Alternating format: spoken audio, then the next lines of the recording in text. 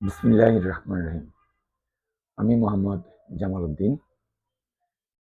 আজকে আমরা কথা বলবো ইনসুলিন রেজিস্ট্যান্স এবং ডায়াবেটিক্স থেকে মুক্তির প্রাকৃতিক সমাধান, এই বিষয়টি নিয়ে।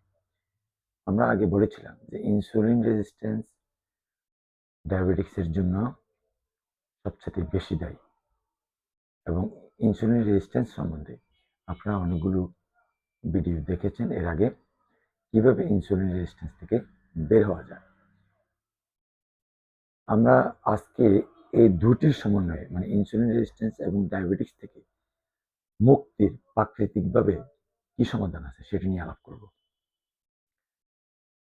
আমরা যদি মনে করি যে আমরা নিজেকে সবসময় দুর্বল লাগছে, দুর্বল অনুভব হচ্ছে, শক্তি পাচ্ছি না, কোনো কাজে উৎসাহ পাচ্ছি না, মানে শক্তি নাই, এরকম মনে হয়, তাহলে বুঝতে হবে আমাদের শক্তির মানে এনার্জি ডেফিসিয়েন্সি। আর ইনসুলিন রেজিস্ট্যান্সের কারণে এটি সবচেয়ে বেশি হয়ে থাকে। আমরা মানে শক্তি নাই এমন যদি শক্তিটা যদি কোনো মাসে 2-4 দিন আমাদের কোনো কারণে দুর্বল লাগে, সেটা কোনো ম্যাটার না। বাট যদি প্রতিদিনই আমাদের কাছে দুর্বল লাগে, শক্তি পাই না, শক্তি না থাকে, তাহলে বুঝতে হবে আমাদের ইনসুলিন রেজিস্ট্যান্স হয়ে গেছে অথবা ইনসুলিন রেজিস্ট্যান্স হচ্ছে। এই অবস্থায় আমরা যদি ব্লাড সুগার দেখি, তাহলে দেখতে পাবো আমাদের শরীরের ব্লাড সুগার হাই, মানে ব্লাড সুগার বেশি আছে। কোনো কারণে এনার্জি প্রোডাকশন হচ্ছে না, মানে আমরা শক্তি পাচ্ছি না। বুঝতে হবে আমাদের খাওয়ার পরে যে সুগার, এই সুগার আমাদের রক্তে ঘুরছে, এটা আমাদের সেলের ভিতরে ঢুকতে পারছে না। ইনসুলিন রেজিস্ট্যান্স হওয়ার কারণে সেলের ভিতরে সুগার ঢুকতে পারতেছে না। আমাদের সেল সুগার এবং ফ্যাটি অ্যাসিডকে বার্ন করে শক্তি উৎপাদন করে। আমরা যদি বেশি পরিমাণে কার্বোহাইড্রেট খেয়ে যাই এবং শরীর দুর্বল লাগে, তাহলে বুঝবেন ব্লাড সুগার বেশি আছে। ব্লাডের সুগার যদি কোষের মধ্যে চলে যেত, মানে ব্লাডের সুগারটা যদি কোষের মধ্যে ঢুকে যেত, তাহলে শক্তি উৎপাদন হতো, আমরা শক্তি পেতাম। এখানে এনার্জি লেভেল খেয়াল করবেন, মানে আমাদের শরীরের এনার্জি লেভেলটা খেয়াল করতে হবে। এটা খুবই গুরুত্বপূর্ণ। দিনের পর দিন যদি এনার্জি কমতে থাকে, তাহলে বুঝবেন অবশ্যই অবশ্যই ইনসুলিন রেজিস্ট্যান্স হয়ে গেছে। টাইপ 2 ডায়াবেটিক্স হলো এনার্জি ডেফিসিয়েন্সি ডিজিজ। এটা আমি এর আগেও ভিডিওতে বলেছিলাম।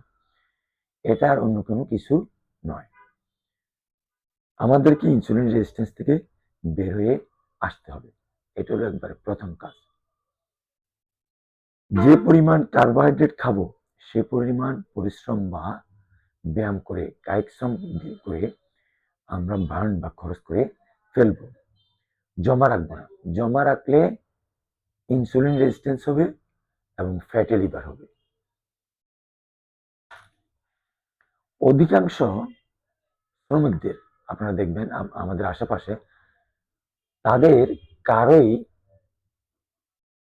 ডায়াবেটিস, প্রেশার, হার্টের প্রবলেম, ফ্যাটি লিভার এই জাতীয় কোনো সমস্যা নেই, কারণ তারা যা খায় তা বার্ন করে ফেলে। তাদের সমস্যা থাকে ভিটামিন এবং মিনারেলস এর ঘাটতি জনিত সমস্যা। তাদের শরীরে ভিটামিন মিনারেলস এর অভাব থাকে। আচ্ছা, যাই হোক, আমরা আসি আমাদের কথা। এইবার আমরা কি করবো, এই অবস্থা আমরা কি করবো? এই অবস্থা আমরা প্রথম কাজ হলো ইনসুলিন রেজিস্ট্যান্স থেকে বেরিয়ে আসতে হবে। ইনসুলিন রেজিস্ট্যান্স থেকে বেরিয়ে আসার জন্য আমরা এর আগে বলেছিলাম, ফর্মুলা বলেছিলাম, সহজ ভিডিও আছে, আপনারা দেখে নেবেন, সহজ উপায় দেখে নেবেন। তারপরে এখানে আমি বলছি আপাতত কিছুদিনের জন্য সাদা ভাত, সাদা চাউল, সাদা রুটি, সাদা চিনি, সাদা আলু এই জাতীয় খাবার থেকে, মানে সাদা কার্বোহাইড্রেট এবং সিম্পল কার্বোহাইড্রেট গুলো আপাতত 15 দিন এর জন্য খাওয়া বা 10 দিনের জন্য খাওয়া বন্ধ রাখবো। এরপর আমরা ব্যায়াম করব, আমরা ফাস্টিং করব, কিছু সাপ্লিমেন্ট নিতে পারলে আরো ভালো। এগুলো আমরা করে আমরা ইনসুলিন রেজিস্ট্যান্স থেকে বেরিয়ে আসব। এখন আসলে আমরা শক্তি কিভাবে ফেরত পাবো? আমরা যে দুর্বল ছিলাম, মানে ইনসুলিন রেজিস্ট্যান্স থেকে বেরিয়ে আসলাম, কিন্তু আমরা তো দুর্বল, শক্তি এখনো আগের মতো পাচ্ছি না। তাহলে এই শক্তিটা কিভাবে ফেরত পাবো? শক্তি পাওয়ার জন্য আমাদেরকে যা করা লাগবে সেটা হলো প্রচুর পরিমাণে ভালো ফ্যাট খাওয়া লাগবে। এর মধ্যে এমসিটি অয়েল, কোকোনাট অয়েল বেশি করে খাবেন। কোকো ক্যাটো ডায়েট করবেন 15 দিন। কোকো ক্যাটো ডায়েট করবেন 15 দিন। আসলে ডায়েট বলতে এটা আপনি 15 দিন খাবেন। একদিনে 6 থেকে 9 চামচ কোকোনাট অয়েল খাবেন। যদি পাতলা পায়খানা না হয় তাহলে খাবেন, আর পাতলা পায়খানা হলে একটু পরিমাণে কম খাবেন। এর সাথে কোকোনাট অয়েলের সাথে প্রচুর পরিমাণে সিহুইড সালাদ এবং ফাইবার আছে, মানে বেশি ফাইবার আছে এমন খাবার ভালো করে চিবিয়ে চিবিয়ে খাবেন। কোকোনাট অয়েল দিয়ে ফাইবার আছে এমন খাবার ভালো করে চিবিয়ে চিবিয়ে মিক্স করে খাবেন। অ্যাডাপ্টোজেন, সিহুইড, স্যুপ, ইলিশ মাছ, সাগরের বিভিন্ন তৈলাক্ত মাছ, ডিম, অর্গানিক মাংস কমপক্ষে 15 দিন একটু বেশি করে খাবেন। সাথে প্রচুর সালাদ মিক্স করে খাবেন এবং পিঙ্ক সল্ট খাবেন। খাওয়ার আগে পরে ভিনেগার খাবেন। সুস্থ থাকার 8টি গোপন সূত্র মানবেন। আমাদের যে 8টি গোপন সূত্র আছে, এই 8টি গোপন সূত্র মানবেন। ভালো ঘুম অবশ্য লাগবে, প্রতিদিন 8 ঘন্টা ঘুমাবেন এবং ভিটামিন ডি সাপ্লিমেন্ট খাবেন অথবা রোদে যাবেন, ভিটামিন ডি লাগবে। 15 দিন পরে ভালো carbohydrate, black rice, quinoa, buckwheat এগুলো খাবেন, এগুলোর সাথে সালাদ খাবেন, এগুলোর সাথে কোকোনাট অয়েল মিক্স করে এগুলো খাবেন।